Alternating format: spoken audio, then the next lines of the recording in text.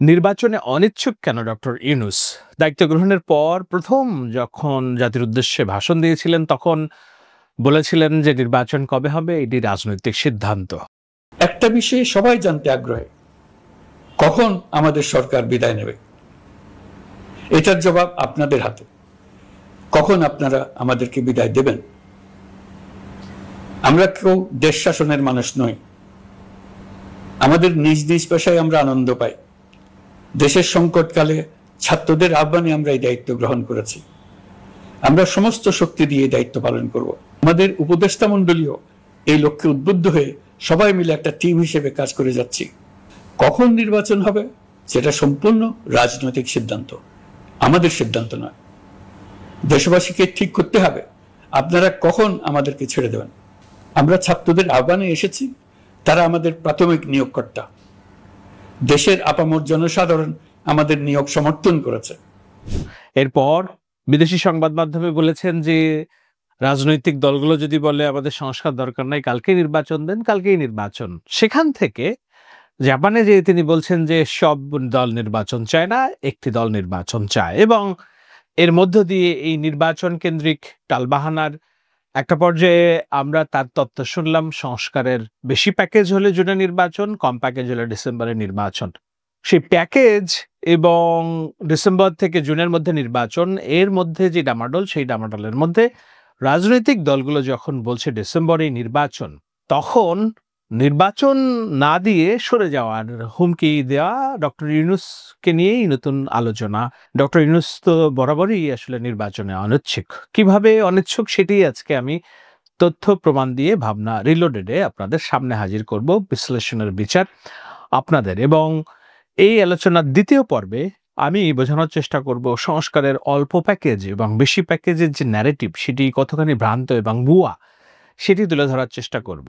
তবে তার আগ দিয়ে নির্বাচনে অনিচ্ছুক যে ডক্টর ইউনূস এবং সেনাপ্রধান যে তাকে নির্বাচনে বাধ্য করেছেন মূলত রাজনৈতিক দলগুলো এবং সেনাপ্রধান, সেটি নিয়ে আপনাদের একটু সম্যক ধারণাটা দেওয়ার চেষ্টা করব। দেখুন, 9 মাস আগে অগাস্টের 25 তারিখে খুব বিনয়ের সাথে ইউনূস বলেছিলেন জনগণই ঠিক করবে কবে নির্বাচন হবে, এটা তাদের নিজেদের সিদ্ধান্ত নয়, এটি রাজনৈতিক সিদ্ধান্ত। তো সেই সময় আমি একটি আলোচনা করেছিলাম যে ডক্টর ইউনূসের সবকিছু ভালো লেগেছে, বক্তব্য সবকিছু ভালো, কিন্তু রাজনৈতিক সিদ্ধান্ত এটি তাদের সিদ্ধান্ত নয়, এটি কোন ধরনের কথা? আপনারা যারা না দেখে থাকেন তাহলে ভিডিওটা দেখে নিতে পারেন। আমি থাম্বনেইলের লিংক দিয়ে দিচ্ছি কমেন্টসে।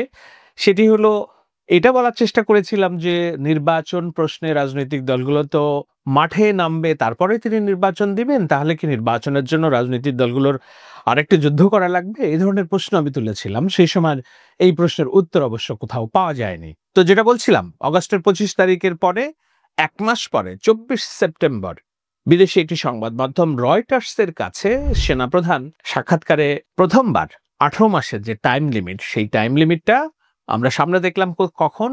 সেনাপ্রধানের ভাষায়, যেখানে সেনাপ্রধান বলেছিলেন যে আগামী 18 মাসের মধ্যে যাতে নির্বাচন হতে পারে সেজন্য গুরুত্বপূর্ণ সংস্কারগুলো সম্পন্ন করতে এই সরকারকে সমর্থনের প্রতিশ্রুতিও দেন সেনাপ্রধান। সেই সময় প্রথমবারের মতো আমরা একটা ডেডলাইন পেলাম যে 18 মাসের মধ্যে নির্বাচন। তো আপনার এটাকে সেপ্টেম্বর থেকে 18 মাসের মধ্যে নির্বাচন যদি ধরা হয়, অর্থাৎ অগাস্টের 5 তারিখে সরকার গঠন, সেখান থেকে যদি 18 মাসের সময়সীমা ধরা হয় তাহলে ডিসেম্বরে নির্বাচন। সেনাপ্রধান ওই ডিসেম্বরেই নির্বাচনের কথা পুনর্ব্যক্ত করেছেন সাম্প্রতিক যে ডামাডোল, সেই ডামাডোলে। তখন আমরা প্রথমবারের মতো একটা সময়সীমা পেলাম যে না, 18 মাসের মধ্যে নির্বাচন মানে ডিসেম্বরের মধ্যে একটা নির্বাচন হতে যাচ্ছে। এর আগে কিন্তু ডক্টর ইউনূস কোনোভাবেই সময়সীমা দেননি এবং বলেছিলেন এটি একটি রাজনৈতিক সিদ্ধান্ত। তো সেনাপ্রধানের এই বক্তব্যের পরে আমরা সরকার যারা পরিচালনা করেন তাদের মধ্যে একটা ঝড় এবং মৌন একটা দ্বন্দ্ব আমরা দেখতে পেয়েছি নানান কথাবার্তায়। কিভাবে? তখন সেনাপ্রধানের যখন এই বক্তব্য প্রকাশিত হয় তখন ডক্টর ইউনূস ছিলেন জাতিসংঘের ভাষণ দেওয়ার জন্য এসেছিলেন, সম্ভবত নিউ ইয়র্কে ছিল তার প্রেস উইং। সেই প্রেস উইং সেনাপ্রধানের সেই বক্তব্যের ব্যাখ্যা দাঁড় করাতে গিয়ে তারা যে হোঁচট খায় এবং তখন তারা বলে যে সকল সংস্কার শেষে 18 মাস পরে নির্বাচন হতে পারে। প্রেস সেক্রেটারি বলেন, পত্রপত্রিকার সংবাদে আপনারা সে দেখতে পাচ্ছেন যে সকল সংস্কারের শেষে তারপরে 18 মাস পরে নির্বাচন। সেনাপ্রধান বলেছেন 18 মাসের মধ্যে নির্বাচন। সে সময় সেনাপ্রধানের এসব বক্তব্য নিয়ে নানান রকম ব্যাখ্যা দাঁড় হয়েছে। বলা হয়েছে যে রাষ্ট্রের একজন কর্মচারী হিসেবে, প্রজাতন্ত্রের কর্মচারী হিসেবেই তিনি কিভাবে ডেডলাইন দেন। এখানে একটা বিষয় স্পষ্ট বলে রাখা দরকার, যখন দেশে পার্লামেন্টারি সরকার থাকে না, অর্থাৎ সংসদ থাকে না, তখন অর্ডার থাকে দুইটা, একটা হলো সিভিল অর্ডার আর একটা হলো আর্মি অর্ডার। যেহেতু আর্মি এই গভর্নমেন্ট ফরমেশনের একটা উল্লেখযোগ্য পার্ট, এবং এই গভর্নমেন্ট ফরমেশনের প্রথম পর্যায়ে রাজনৈতিক দলগুলোর সাথে ডেকে তারাই ঠিক করেছিল কারা গভর্নমেন্ট হবে, কিভাবে পরিচালনা করবে, এবং এই গভর্নমেন্টকে সকল রকম সুযোগ সুবিধা দেওয়ার জন্য তাদের যে ওয়াদা ছিল। স্পষ্ট করে বলি, যখন পার্লামেন্ট থাকে না তখন সিভিল অর্ডার, আর্মি অর্ডার, দুটি অর্ডার থাকে দেশে। সেই অর্ডারে সিভিল অর্ডার হচ্ছে ডক্টর মোহাম্মদ ইউনূস পরিচালনা করেন, আর্মি অর্ডার পরিচালনা করছেন সেনাপ্রধান ওয়াকারুজ্জামান। সেই কারণে ওয়াকারুজ্জামান যখন 18 মাসের সময়সীমা বেঁধে দেন, তখন বলেন প্রথমবার, তখন প্রশ্ন অনেকেই তুলেছিলেন যে তিনি কিভাবে এই সিদ্ধান্ত নেন। তো বোঝাই যাচ্ছে যে তিনি যে বলেছেন যে সরকারকে সকল রকম সহযোগিতা আমরা দিব, 18 মাস শেষে যেন নির্বাচন হতে পারে। তো বোঝাই যাচ্ছে তিনি বলেছিলেন যে আমার উপর ভরসা রাখেন। তো সেই ভরসার একটা জায়গা তারা, আর্মি মনে মনে ভেবে রেখেছে যে 18 মাসের মধ্যে একটা নির্বাচন হবে। পার্লামেন্টারি সিস্টেমে যখন প্রবেশ করবে দেশ, তখন আর দুটি অর্ডার থাকবে না দেশে, একটি অর্ডার থাকবে, সেটা হলো সিভিল অর্ডার। এই সিভিল অর্ডারের অধীনেই আর্মি অপারেট করবে। কিন্তু আমাদের যে সরকার, সেই সরকার যারা পরিচালনা করেন তার শুভাকাঙ্ক্ষী, এদের মনন জগতে যেহেতু অভ্যুত্থানের পরবর্তী একটি সরকার, তারা অভ্যুত্থানকে ম্যান্ডেট নিয়ে পরিচালনা করছেন, যেহেতু তারা মনে করছেন যে তারাই সুপ্রিম অথরিটি, সেই জায়গা থেকে যে দ্বন্দ্ব, সেই দ্বন্দ্বের একটা জায়গা হলো নির্বাচন কবে হবে, এবং সেই নির্বাচনের ব্যাপারে বরাবরই অনিচ্ছুক সরকার। ইউনূস প্রথমে যখন বক্তব্য দেয় যে রাজনৈতিক সিদ্ধান্ত, পরে যখন সেনাবাহিনী বলে যে 18 মাসে নির্বাচন, তখন তারা এটা নানানভাবে বলার চেষ্টা করে সংস্কার শেষে নির্বাচন। কিন্তু এখানেই কি থেমেছিল? না, থেমেছিল না। একটা পর্যায়ে ডেইলি স্টারের সম্পাদক ও মাহফুজ আনামকে দেওয়া বিশেষ সাক্ষাৎকারে ইউনূস বলেন, এইটি খুব বেশি দিন আগের কথা না, অর্থাৎ সেনাপ্রধান বক্তব্যের সম্ভবত 1 মাস পরেই তিনি বলেছিলেন রাজনৈতিক দলগুলো যদি বলে তারা সংস্কার চায় না, তাহলে এখনই নির্বাচন দিয়ে দিব। কারণ এই সরকার পরিচালনা করা তার জন্য খুব কঠিন হয়ে যাচ্ছে, উপদেষ্টারা চলে যেতে চায়, বেতন দিতে পারছে না, নানান রকম কথাবার্তা। নিশ্চয়ই আপনাদের মনে আছে সেই সব ইউনূসের সেই বক্তব্য। তো এরপরে দেখা যাচ্ছে যে ইউনূস তার যে নির্বাচন প্রশ্নে অবস্থান, সেসব বিতর্কগুলো একটু যখন কমলো এবং তার কিছু কর্মকাণ্ডের মধ্য দিয়ে ইউনূসের প্রতি জনসমর্থন বাড়লো, প্রাথমিক বিতর্ক শেষে যখন দেখা গেল সোশ্যাল মিডিয়াতেও তার প্রতি কিছুটা সমর্থন অব্যাহত আছে, ঈদে মানুষের ঘরে ফেরা সুশৃঙ্খলভাবে হলো, এবং জিনিসপত্রের যখন দাম কমতে শুরু করলো, মানুষ কিছুটা ইতিবাচকভাবে তার সরকারকে নিল, তখন মার্চের 14 তারিখে জাতিসংঘের মহাসচিব অ্যান্তোনিও গুতেরেস বাংলাদেশে যে আসেন, সেখানে গুতেরেস ডক্টর ইউনূসকে প্রশ্ন করেন যে নির্বাচন ও রাজনৈতিক দল দিয়ে দেশ পরিচালনা কবে হবে, সরকার কি ভাবছে। জাতিসংঘ মহাসচিবের এমন প্রশ্নের উত্তরে ইউনূস বলেছিলেন, সংস্কার প্যাকেজ ছোট হলে ভোট ডিসেম্বরে, আর বড় হলে আগামী বছরের জুনে। অর্থাৎ তখন সংস্কার প্যাকেজটাকে সামনে এনেছিলেন, যেহেতু এই সরকারের প্রথম কাজ হচ্ছে সংস্কার, জুলাই হত্যাকাণ্ডের বিচার এবং পরবর্তীতে নির্বাচন। তো এই প্যাকেজ যদি ছোট হয় তাহলে ডিসেম্বরে ভোট, আর বড় হলে জুনে ভোট। প্রথমবারের মতো আমরা প্যাকেজ শব্দটা শুনলাম তখনই। তো এখন এরপর থেকেই আলোচনা হতে থাকে যে সংস্কার প্যাকেজ আসলে কি, সংস্কার প্যাকেজের ছোট প্যাকেজের মধ্যে কি থাকবে আর বড় প্যাকেজের মধ্যে কি থাকবে। যদিও ছোট প্যাকেজের মধ্যে কি থাকবে আর বড় প্যাকেজের মধ্যে কি থাকবে এটি আমরা এখনো পর্যন্ত অজানা। আপনারা জানেন যে গতকালকে যখন প্রধান উপদেষ্টার সামনে সবগুলো রাজনৈতিক দল বসলো, নির্বাচনের কথা বলল, তখন সেখানে বিএনপির সালাউদ্দিন আহমেদ স্থায়ী কমিটির সদস্য বললেন যে এমন কোনো বিষয় তো নেই যেটা নির্বাচনকে ডিসেম্বরের বাইরে নিতে পারে। সংস্কার যেই প্রশ্নগুলো মতৈক্য হয়েছে, যেসব সংস্কারের জন্য নির্বাচন দরকার না, নির্বাহী আদেশ দিলেই সংস্কার কাজ শুরু হয়ে যেতে পারে, সেই একটা সংস্কার কাজ গত 10 মাসে দৃশ্যমান হয়নি। 3 মাস আগে ঐক্যমত হয়ে গিয়েছে 213টি বিষয়ের মধ্যে 187 বিষয়ে।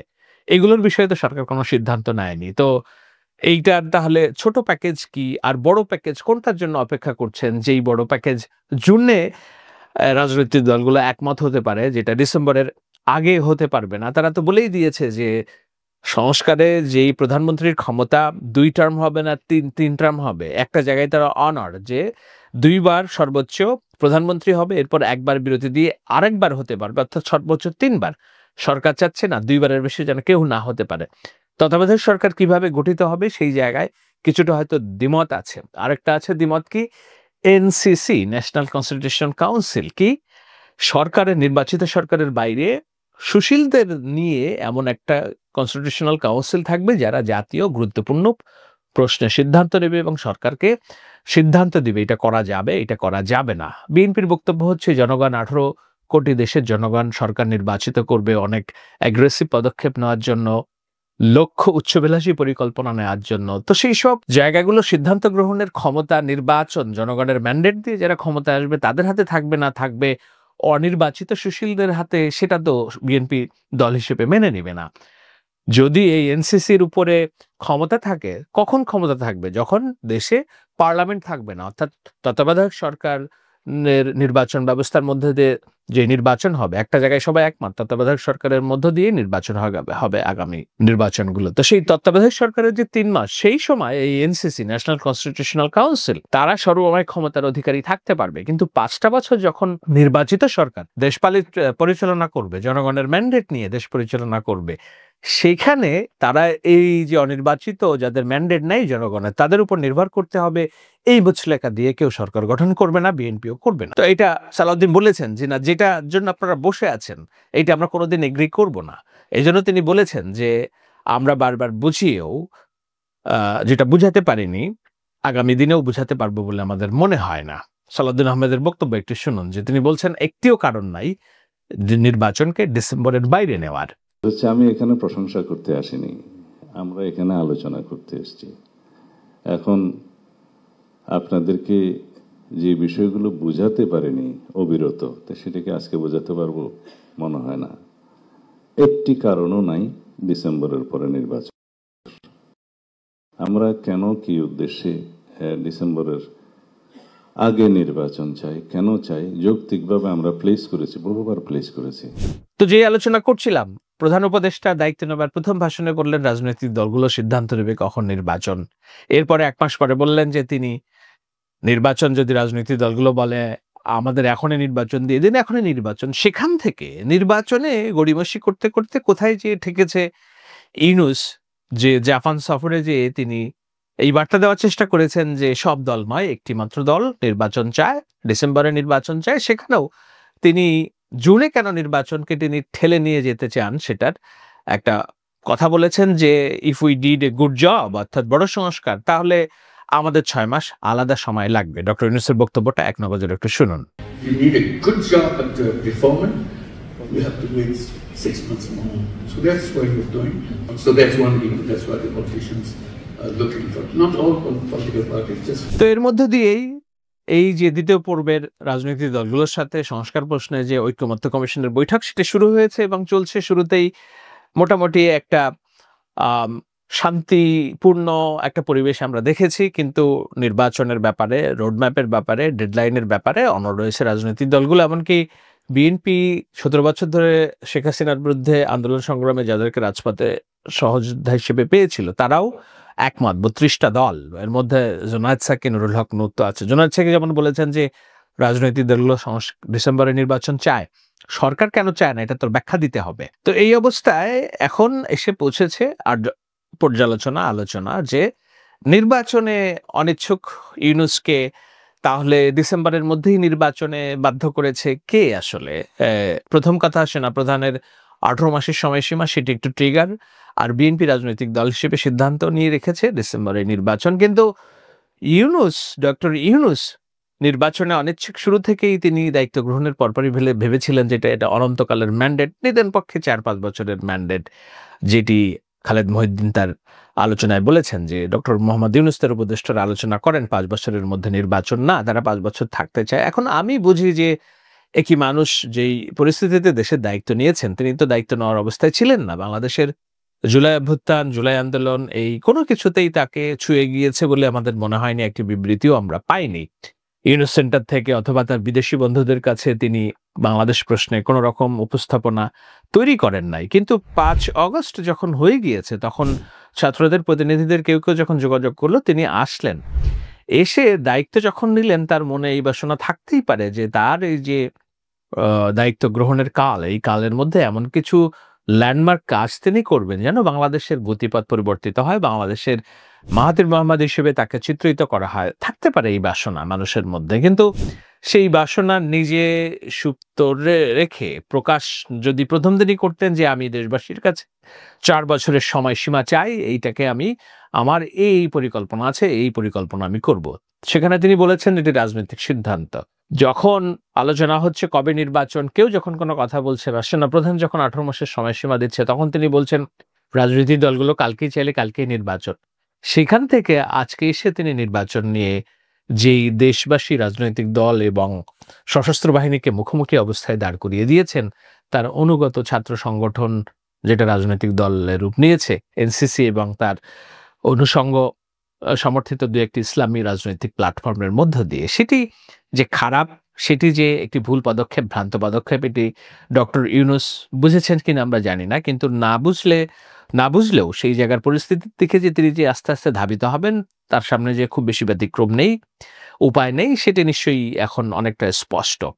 ডক্টর ইউনূস শুরু থেকেই নির্বাচনে অনিচ্ছুক এবং এই অনিচ্ছুক নির্বাচনটাকে তিনি ক্ষমতাকে প্রলম্বিত করার জন্য সংস্কার প্যাকেজ ছোট এবং বড় সেটি সামনে নিয়ে এসেছিলেন। সেটি কতখানি যৌক্তিক?